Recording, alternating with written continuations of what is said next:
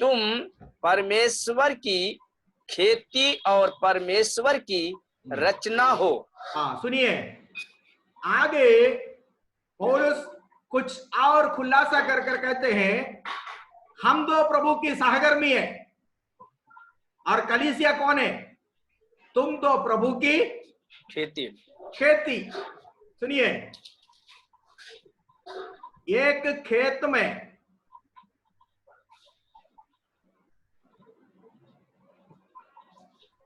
क्या बीज बोना, क्या खाद देना, कैसे उसको देखभाल करना, ये मालिक की मर्जी है। मालिक की मर्जी है।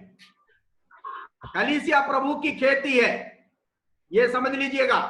आज बहुत सारे लोग कलीसिया को अपना खेती समझ रहे हैं। ये आपका खेती नहीं है जिसमें आप मनमानी कर सकते हैं। आप मनमानी मन के अनुसार से, आपकी इच्छा के अनुसार इस खेत में, जो प्रभु की खेत है, इसमें आप खाद नहीं दे सकता। खाद देने का मतलब है, ये कलीसिया के, प्रभु की खेत के, प्रभु की बगीचा में, प्रभु की खेत में खड़े होने वाला पेड़ है। आत्माएं या आत्मा रूपी पेड़ हैं। इन्हें जो खाद की जरूरत है वो वचन है, क्योंकि प्रभु की कलीसिया आत्माओं से, प्रभु की खेत या प्रभु की बगीचा लोगों से भरा हुआ है। इन लोगों को आत्मिक भोजन की जरूरत है, खाद और पानी के तौर पर। और वो खाद जो है वो आप अपनी मर्जी से नहीं दे सकता। मेरे कहने का मतलब है, परमेश्वर का वचन, परमेश्वर अपने खेत में अच्छा खाद देना चाहता है, तो आप इस खाद को जो है घटिया क्वालिटी का ना फेंकना है। घटिया क्वालिटी का खाद प्रभु के खेत में नहीं देना है। मतलब जो खाद आप इस खेत में डालोगे वो खाद परमेश्वर का वचन है, जिसके द्वारा लोग आत्मिक जीवन में बढ़ता है। ये वचन जो आप बोते हो लोगों के आत्मिक जीवन की बढ़ोतरी के लिए, आत्मिक जीवन हष्ट पुष्ट होने के लिए, परमेश्वर का वचन जो आप बोते हैं, ये हर तरह से गुणों से भरा हुआ, एक पेड़ के लिए, एक व्यक्ति की आत्मिक जीवन में हर तरह की पोषक आहारों को, हर तरह की पोषक गुणों को मिलने वाला खाद अर्थात वचन आपको कलीसिया में बोना है, देना है। सॉरी,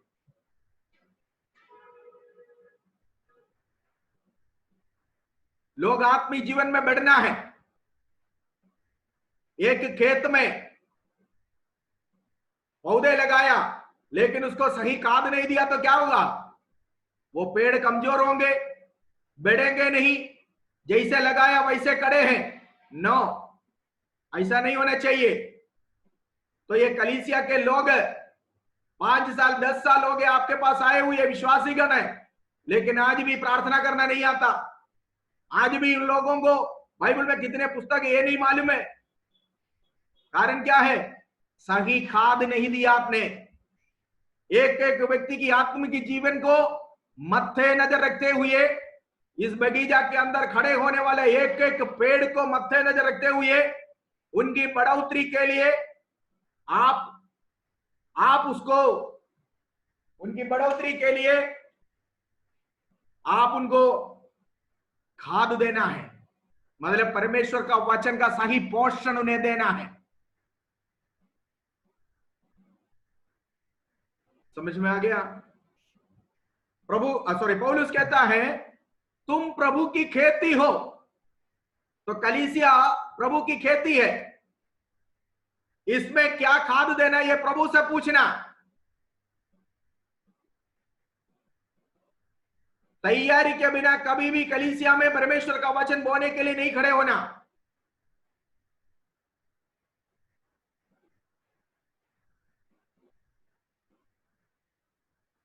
खेत में काम करने वाले किसानों को मालूम है, एक ही खाद नहीं देता है उपज के लिए, अलग अलग खाद समय समय पर देता है कि नहीं देता? कि एक ही बार खाद डाला, एक ही बार खाद डालने वाले की खेत देख के पता चलता है। और समय समय पर खाद देते हुए, समय समय पर पानी देते हुए, अच्छा परवरिश करने वाले को खेत देख के पता चलता है कि इनकी खेत में ये कैसा मेहनत करता है। 50-60 लोग इकट्ठा होने से नहीं होता है। जो लोग आपके पास है वे लोग आत्मिक जीवन में तंदुरुस्तमंद होना है, वे आत्मिक जीवन में हष्ट पुष्ट होना है, एक मजबूत पेड़ के समान वो खड़े होना है। एक मजबूत पेड़ का जड़ जो है वो बहुत गहराई में चला जाता है। आंधी आएगा, तूफान आएगा, वो पेड़ कभी ना हिलेगा, वो खड़े हो जाएगा, क्योंकि उसकी जो है जड़ जो है बड़ी गहराई में गया हुआ है। ठीक इसी प्रकार कलीसिया में आपके द्वारा बेच कर आया हुआ लोग छोटी मोटी समस्या के समय, छोटी मोटी तूफान आंधी आया, छोटी मोटी बुखार आया, उस समय प्रभु को छोड़कर, वचन को छोड़कर जाने वाला नहीं होना चाहिए, बल्कि उन्हें परमेश्वर का वचन का अच्छा खाद समय समय पर प्रतिदिन खिलाकर देकर उन्हें आत्मिक जीवन में हष्ट पुष्ट और मजबूत बनाकर खड़ा करना है।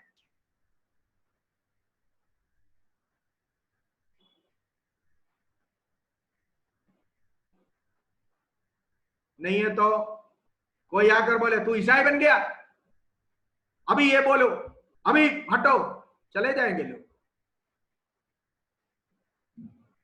लेकिन जो अच्छा खाद, वचन की अच्छा शिक्षा देकर, वचन की अच्छा खाद देकर इस खेत में, इस खेती को, इनके जो है परवरिश करने वाला, इनको सेवा करने वाला, इनके बीच में काम करने वाला एक माली, वो उनकी खेत में अच्छा परवरिश करने वाले एक माली के खेत है, उसमें मजबूत पेड़ होंगे। आपके कलीसिया के लोग भी इसी तरह हो, क्योंकि ये कलीसिया एक बगीचा है। और आगे आगे पढ़िए, 9वीं आयत को पढ़िए कमलेश जी।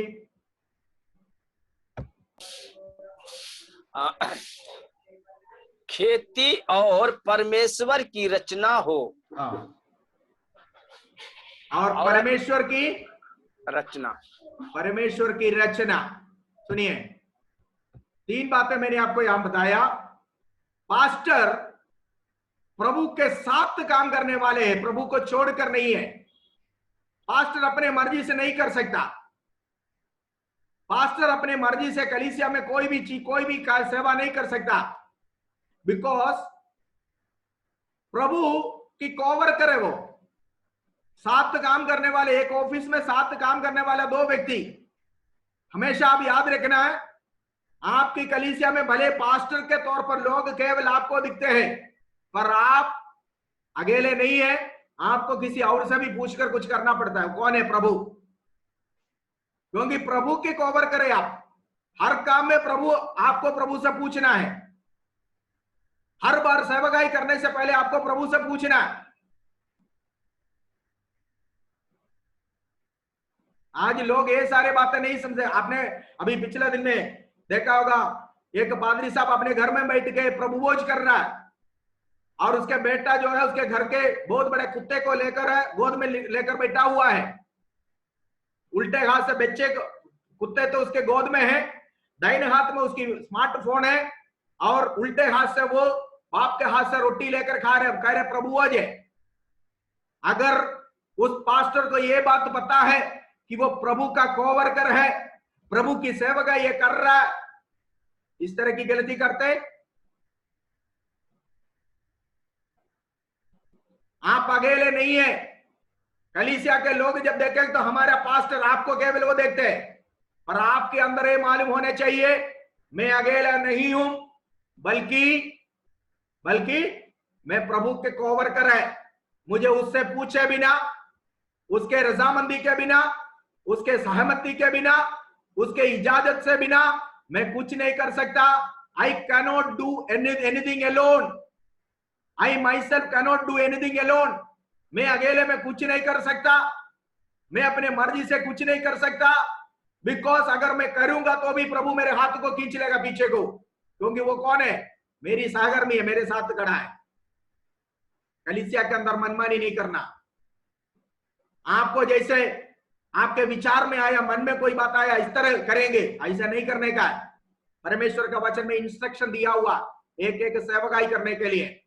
परमेश्वर के वचन में प्रभु से पूछो, परमेश्वर की आत्मा की अगुवाई के अनुसार करना, प्रभु से पूछ कर करना।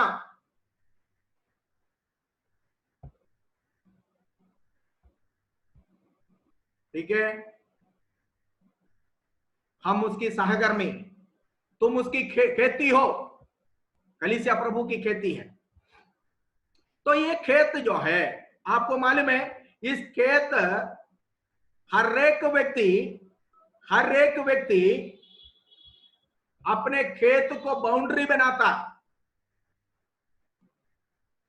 बाउंड्री नहीं है तो क्या होगा? एक खेत में अगर बाउंड्री नहीं है क्या होगा? कोई भी उसके अंदर घुसेगा। उसके अंदर बोया हुआ या उगा हुआ पौधों को, उस उपज को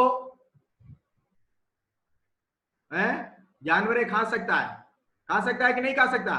इसलिए प्रभु का खेत भी इसी तरह चारों तरफ से बाड़ा बांधा हुआ एक खेत है। प्रभु की कलीसिया एक खुले मैदान जैसे नहीं है। चर्च, कलीसिया बाड़ा बांधा हुआ एक बगीचा है। इसके अंदर डिसिप्लिन है। आपने देखा होगा बगीचा अगर उसको बाड़ा नहीं है, कोई भी आकर कोई फूल को तोड़ कर ले जा सकता है। लेकिन हर बगीचा देखने में बहुत सुंदर है, पर उसको चारों तरफ से दीवार भी, या फिर दीवार नहीं तो बाड़ा बांधा हुआ है। तार से बाड़ा बांधा है। उसको एक गेट भी है, केवल माली उसके अंदर घुस सकता है। उसके अंदर आम पब्लिक नहीं घुस सकता। उसके अंदर कोई भी कहीं से आकर घुस नहीं सकता। पहला शताब्दी की कलीसिया में लोग इसी प्रकार कहीं से भी आकर लोगों को सिखा कर जाते थे। तो पौलुस ने जो है क्या कर दिया है, इन अनुशोचन को बातों को देखकर, इन कायदा कानून की बातों को लिखकर प्रभु की कलीसिया को एक बाड़ा बांधा, ताकि कोई भी झूठा शिक्षा देने वाले कलीसिया के अंदर ना घुसे। तो कलीसिया में अनुशासन है, डिसिप्लिन है। एक खुले मैदान नहीं है, फुटबॉल कोर्ट जैसे नहीं है कलीसिया। हर कोई अपने मर्जी से कुछ करे। एक को मन गया कि मैं उठकर गीत गाऊं, एक को मन लगा कि मैं बैठ कर गाऊं, एक को मन लगा कि है ना मैं पैर बिल्कुल ऐसे बसाकर बैठकर मैं गीत गाऊं। नो, एक डिसिप्लिन्ड जगह है। इसके अंदर अनुशासन की बातें हैं, क्योंकि ये चारों तरफ से तार बांधा हुआ, बाड़ा बांधा हुआ एक बगीचा है। इस बगीचा के अंदर डिसिप्लिन होना बहुत जरूरी है। इसलिए पौलुस ने तीमुथियुस के लिए जो पत्र लिखा, वो एक अगुवा था कलीसिया का, कहा कि जीवित परमेश्वर के घराना, सच्चाई का खंबा, उसमें जो वर्ताव होना चाहिए मैं तुझे लिखता हूं। इस कलीसिया के अंदर जो अनुशासन की बातें होना है, उसके लिए ये पत्र लिखा है। तो इसमें डिसिप्लिन है, कायदा कानून है। ठीक है, 2-3 आयतें मैं आपको पुराना नियम से भी, पुराना नियम की कलीसिया के देखकर, पुराना नियम की कलीसिया, पुराना नियम की कलीसिया जो है उसके प्रति प्रभु क्या कहता है यशायाह नबी के द्वारा। पढ़िए यशायाह नबी के पुस्तक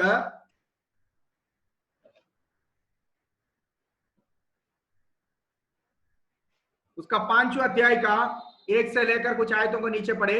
यशायाह 5 का 1 से लेकर कुछ आयतों को पढ़िए जल्दी। पुराना नियम की कलीसिया कैसा था, प्रभु ने उसको क्या नाम देकर पुकारा है। पढ़िए कमलेश। जी पाशा जी। यशायाह 5 का 1 से। 1 से। जी। अब मैं अपने प्रिय के लिए और उसकी दाख की बारी के विषय में हाँ गीत गाऊंगा। हाँ एक अति उपजु हाँ टील पर मेरे लिए की एक दाख की बारी थी। पढ़ो ना, रुके रुके नहीं, जल्दी पढ़ो। अच्छा। और उसने उसकी मिट्टी खोदी और उसके पत्थर बीन कर उनमें उत्तम जाति की एक दाखलता लगाई। उसके बीच में उसने एक गुम्मट बनाया और एक मिनट रुके रुके रुके, उसके दूसरा आयत से पढ़िए। अच्छा बस एक दाखलता की बारी थी। आगे पढ़िए। हाँ, दाखलता लगाई। उसके बीच में उसने एक नहीं, शुरू से पढ़ो। अच्छा। उसने उसकी मिट्टी खोदी और उसके पत्थर बीन कर उसमें उत्तम जाति की एक उसके ऊपर से पढ़िए, शुरू से पढ़िए, 1 से पढ़िए। अब मैं अपने प्रिय के लिए और उसकी दाख की बारी के विषय में गीत गाऊंगा। एक अति उपजाऊंगा टीलों पर मेरे प्रिय की एक दाख की बारी थी। उसने उसकी मिट्टी खोदी और उसके पत्थर बीन कर उसमें उत्तम ज्योति की उसने उसकी क्या किया है? मिट्टी खोदी। ज्योति की है। एक दाखलता लगाई। उसके बीच में उसने एक गुम्मट बनाया और दाखरस के लिए एक कुआं भी खोदा। तब उसने दाख की आशा की, परंतु उसमें निकम्मा दाख ही लग गई। सुनिए, इसमें जो शब्द मैंने ढूंढा वो हिंदी में सचमुच में नहीं मिल रहा है। मिट्टी खोदी के जगह में प्रिंस इधर है। प्रिंस, उस आयत को इंग्लिश में देखो, इंग्लिश में क्या लिखा हुआ है?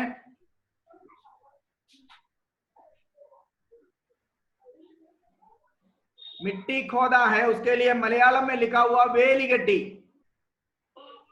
वो शब्द मैं हिंदी में नहीं पा रहा हूं। देखो, हिंदी के ट्रांसलेशन में बहुत चीजें उन्होंने अवॉइड कर रखा है जो महत्वपूर्ण बातें। शायद इस कारण होगा कि यहाँ का कलीसिया इंडिसिप्लिन चल रहे हैं। यशायाह चैप्टर 5 वर्स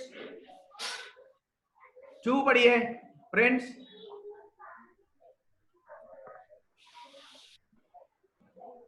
इंग्लिश बाइबल में क्या लिखा हुआ है?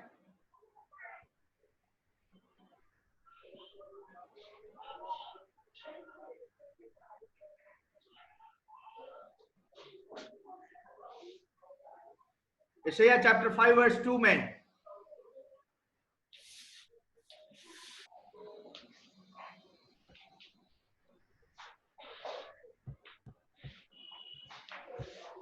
फ्रेंड्स,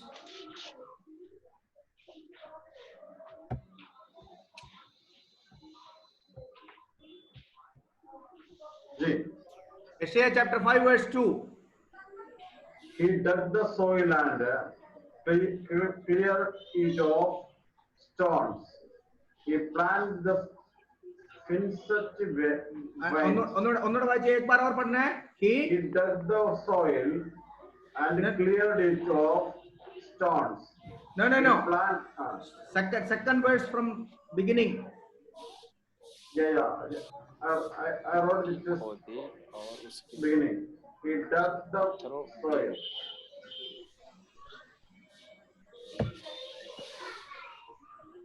अच्छो नहीं Give me the English Bible.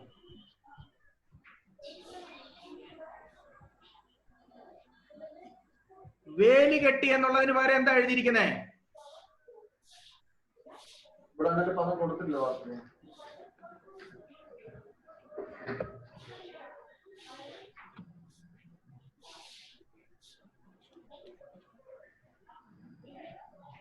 देखो इंग्लिश में बड़ी स्पष्ट रूप से लिखा हुआ ही फेंस्ड, FENCED, फेंस्ड. फेंस का मतलब है बाड़ा बांधना, लेकिन हिंदी में वो शब्द छोड़ दिया गया है.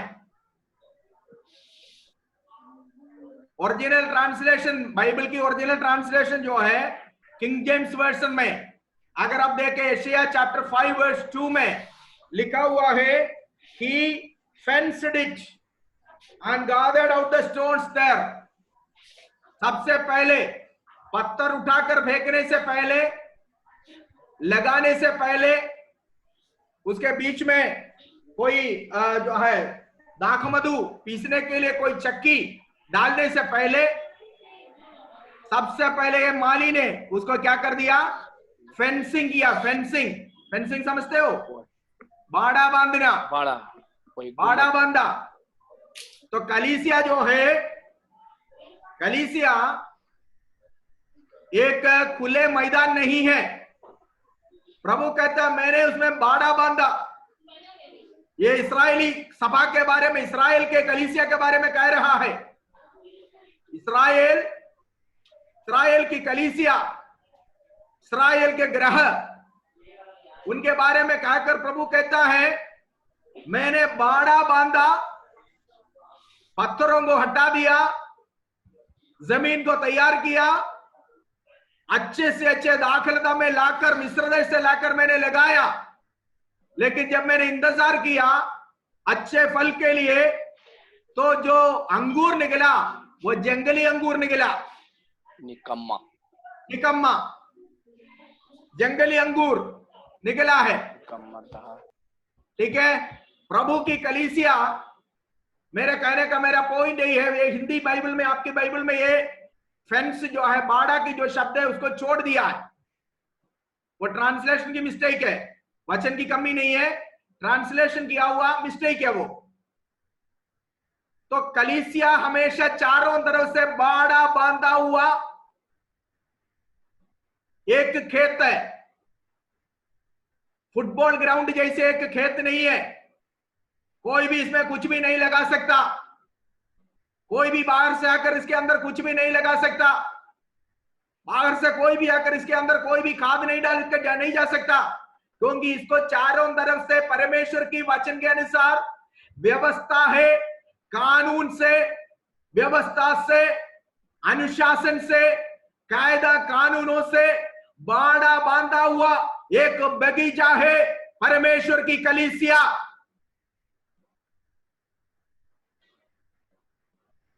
Anyone cannot get into and teach anything. कोई भी कहीं से भी घुसकर कुछ भी नहीं सिखा सकता प्रभु के कलीसिया में.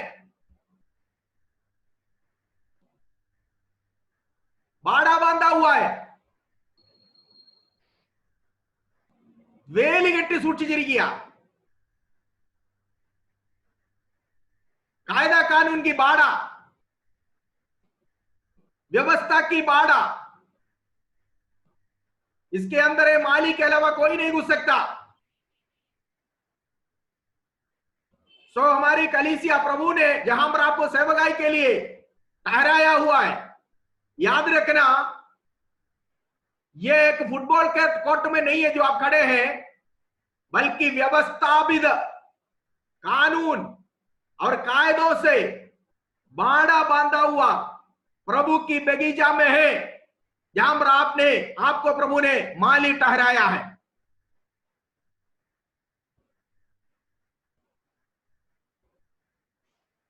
इसलिए इस बाड़ा बांधा हुआ इस बगीचा के अंदर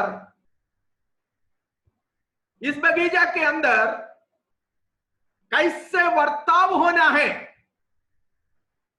इसकी सेवकाई है, इसके अंदर कार्यक्रमों को, इसके अंदर कैसे कैसे कामों को होना है, इसके बारे में एक अच्छा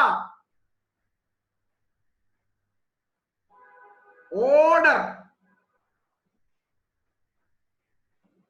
पौलुस ने लिखकर तीमुथियुस को सौंप दिया कि एफेसुस से मैं जा रहा हूं, मेरे जाने के बाद भेड़ों के रूप में, भेष में भेड़िया आएंगे, लेकिन वो इस बगीचा के अंदर कोई जंगली पौधे ना लगाने पाए, कोई खाद के बदले जगर ना बेकर जाने ना पाए, इसलिए तुम्हें ये सारे बातों को कलीसिया के अंदर लागू करना है कर पौलुस प्रेरित ने तीमुथियुस के हाथों में इन अनुशासन की बातें, प्रभु के भवन में, प्रभु के घराना में जो सच्चाई का खंबा है, जो प्रभु की खेती है, इस खेत के अंदर क्या क्या अनुशासन की बातें होना है, वो सब कुछ लागू करने के लिए तीमुथियुस के हाथों में ये पत्री लिख कर दिया है।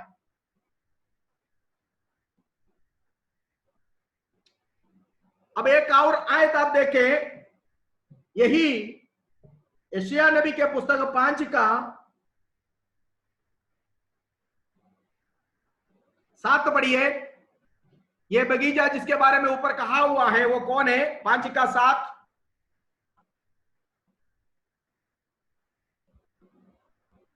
यशायाह 5:7 पढ़िए जी। क्योंकि सेनाओं के यहोवा की दाख की बारी तो इस्राएल का घराना है और उसका प्रिय पौधे यहूदियों के लोगों के हैं। देखो समझ में बस समझ में आ गया ना।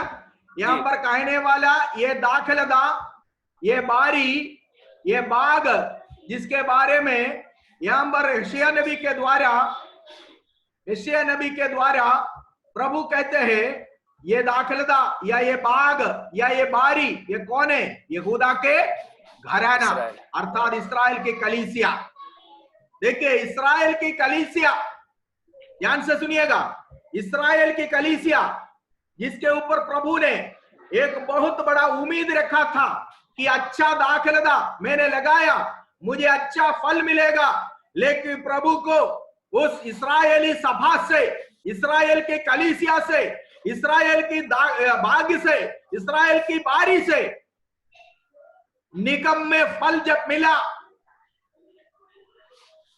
जंगली फल जब मिला, प्रभु ने उन दाग को, उन बाग को, उन दाखलताओं को तोड़ करके जंगली पौधे हम जो थे, हमें सच्चा दाखलता प्रभु यीशु मसीह के साथ जोड़कर नया नियम की कलीसिया प्रभु ने स्थापित किया है, ताकि हम जंगली थे, लेकिन जब हम असली पेड़ प्रभु यीशु मसीह के साथ जुड़ा गया है, तब हमसे आगे को जंगली नहीं बल्कि परमेश्वर के लिए आत्मिक मीठा और सच्चा फल हमारे द्वारा, नया नियम की कलीसिया के द्वारा प्रोड्यूस करने के लिए, प्रभु को मिलने के लिए प्रभु ने हमें चुनकर प्रभु की महिमा के लिए खड़ा किया है।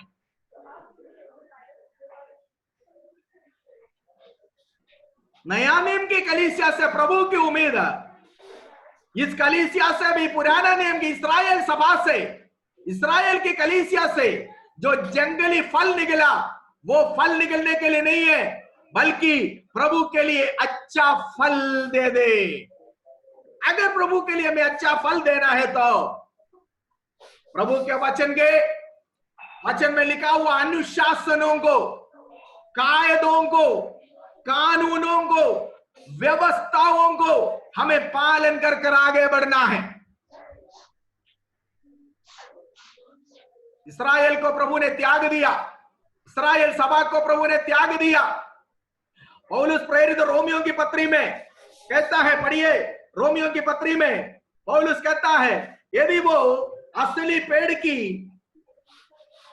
आदर नहीं किया है तो हो सकता है तुम्हें भी, पढ़िए रोमियो की पत्री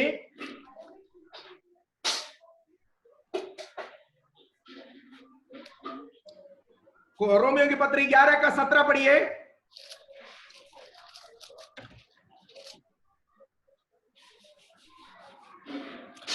पर यदि कुछ डालियां तोड़ी दी गई हैं और तू जंगली जैतून होकर उनमें सट गए हैं और जैतून की जड़ की चिकलाई का भागी हुआ है, तो डालियों पर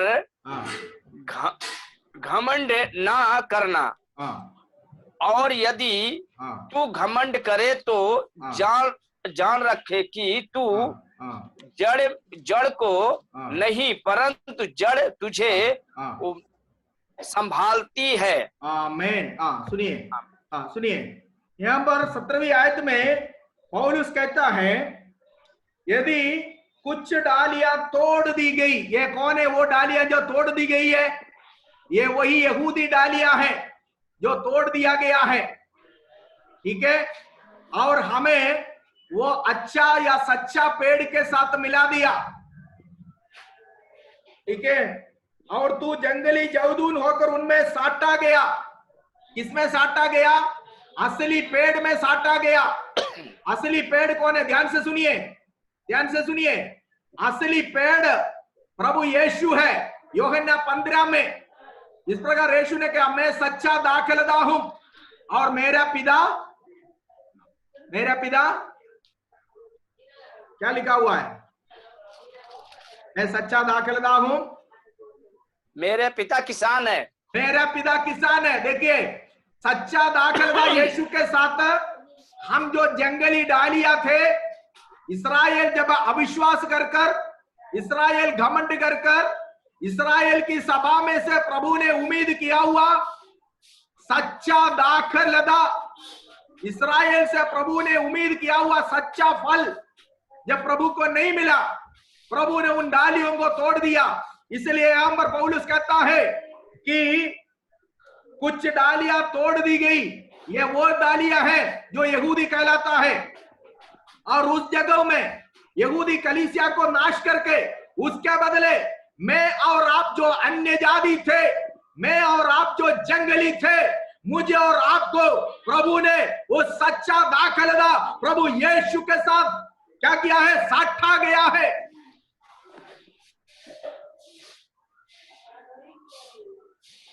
हालेलुया, हालेलुया। मुझे और आपको उस असली पेड़ के साथ साटा गया। और फिर क्या हो गया है? और यदि जैतून की जड़ की चिकनाई का भागी हुआ, यही लिखा हुआ है जी। हाँ, तो पौलुस कहता है तो डालियों पर घमंड नहीं करे। सुनिए, केवल हम लोग ब्रांचेस है, असली पेड़ प्रभु यीशु है। मेरा कहने का मतलब यही है, पास्टरों, परमेश्वर के दासों, आप केवल एक डाली है, आप केवल प्रभु की सहकर्मी है। आप अकेले नहीं कुछ नहीं कर सकता।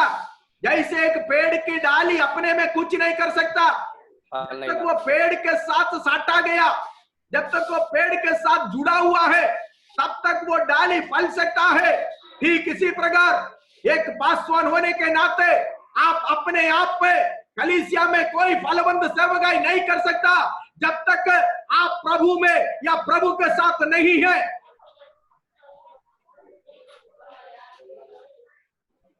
डालियों के प्रति घमंड नहीं करना, डालियां घमंड नहीं करना। हर सेवकाई करने के बाद आपको कहना पड़ेगा, प्रभु धन्यवाद हो, आपने मुझे इस्तेमाल किया। इस डाली को प्रभु तूने अभी तक लिए फिरा, इस डाली को प्रभु तूने अभी तक इस पेड़ में चिपक कर रहने के लिए सहायता किया।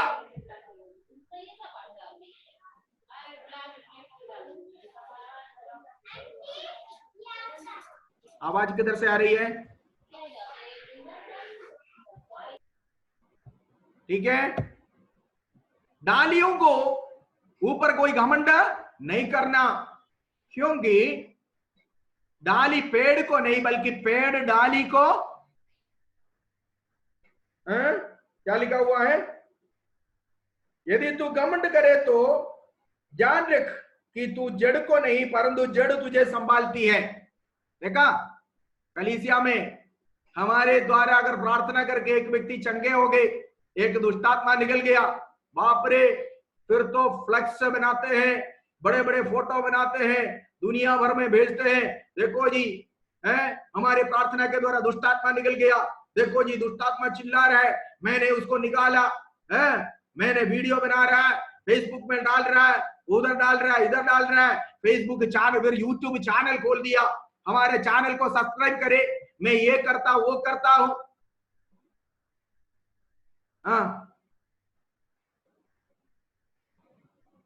क्या कर रहा है? तू केवल डाली है, तू घमंड ना करो, तुझे संभालने वाला एक जड़ है, जो असली जड़ प्रभु यीशु है। यीशु के कारण प्रभु की सहकर्मी हो तुम अपने में नहीं कर सकता। अगर प्रभु तुम्हारे साथ ना होता, अगर प्रभु तुझे इस्तेमाल नहीं किया होता, अगर प्रभु तुझे प्रभु की रजामंदी सहमति नहीं होता, तो दुष्टात्मा को तू निकालते वक्त वो उससे निकल कर तुम्हारे अंदर घुस जाता।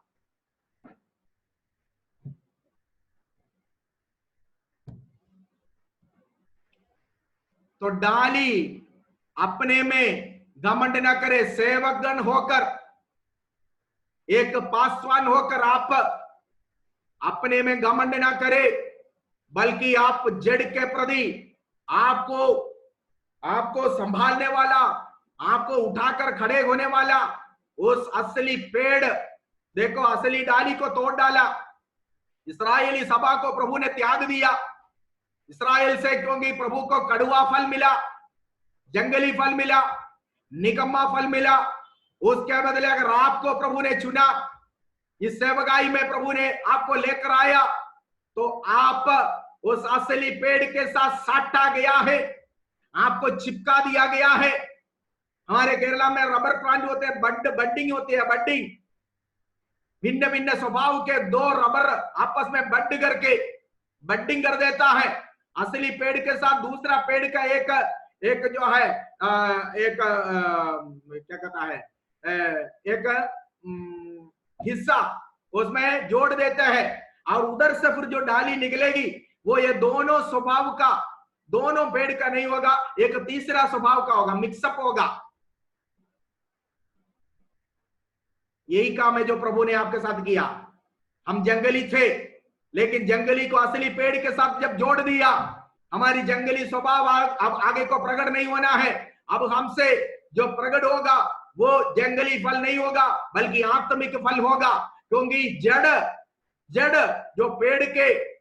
जो पेड़ को पानी और खाद जमीन से खींच कर देता है, वो जड़ है। असली पेड़ जमीन में अपने जड़ को डाला हुआ है, ये पेड़ है जो इस डाली को संभालता है। तो पौलुस यहां पर रोमियो की पत्र में कहता है कि अगर तू 18वीं आयत में लिखा हुआ है, अगर तू घमंड नहीं करना, यदि तू घमंड करे तो जान रख कि तू जड़ को नहीं परंतु जड़ तुझे संभालती है। फिर तू कहेगा डालियां इसलिए तोड़ गई कि मैं साटा जाऊं। ठीक है, और कहता है, कहेगा, क्या कहेगा? प्रभु ने मुझे साटा गया। उन डालियों को प्रभु ने इसलिए तोड़ डाला, यहूदी सभा को प्रभु ने त्याग देने के कारण है आप आज इस महत्वपूर्ण तेजोमय सेवकाई में जो आए हैं। यदि प्रभु ने इस्राएली सभा को नहीं त्याग दिया होता, इस्राएल के महायाजकों को और याजकों को त्याग नहीं दिया होता, प्यारे भाइयों, मैं और आप आज इस सेवकाई में नहीं आते, क्योंकि प्रभु ने उन डालियों को तोड़ डाला। इस कारण उनके बदले वो जहां पर चिपके हुए थे, प्रभु ने आपको साटा दिया है, आप साटा गया है। You are budded into the place where the original branch was removed. असली ब्रांच को, असली जो है डाली को जहां से काट कर निकाला गया, उसी जगह में आपको बड्ड कर दिया है, आपको साटा गया है।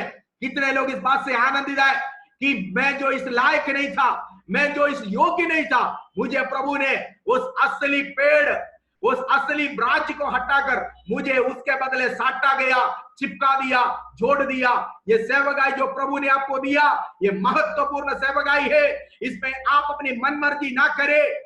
ब्रांच, शाखा, एक पेड़ की शाखा अपने आप में फल नहीं सकता है जब तक वो पेड़ उसको संभालेगा, जब तक वो पेड़ में है, जब तक वो पेड़ के साथ चिपका हुआ है, तब तक उसको फल, उसको खाद मिलेगा, उसको पानी मिलेगा, उसको वो जो है हर चीज मिलेगा। लेकिन वो पेड़ से अलग होकर वो डाली कुछ भी नहीं कर सकता। इसलिए यूहन्ना की इंजील में यीशु मसीह ने कहा, तुम मुझ में बने रहो, मुझसे अलग होकर तुम कुछ भी नहीं कर सकते हो। You cannot do anything by except me. मुझसे अलग होकर, मेरे से दूर होकर तुम कुछ भी नहीं कर सकते हो। आसमानो, परमेश्वर के दासों, आप जिस सेवकाई में हैं, प्रभु ने जिस सेवकाई में आपको लगाया है, वहां पर आप मन मर्जी ना करे, अपनी मर्जी ना करे, अपनी इच्छा से ना करे। आपकी सहकर्मी आपका कोवर करे प्रभु, जो आपको उठा कर लिए है, जो आपको उठा कर खड़े हैं, जिसमें आप चिपके हुए हैं, जिसमें आप बंधन है, जिसमें आप चिपकाया गया है।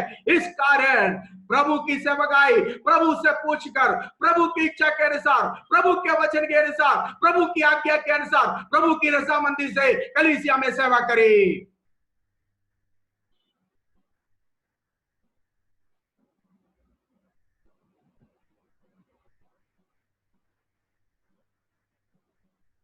बीसवीं आयत को पढ़े, रोमियो की पत्री 11 का 20।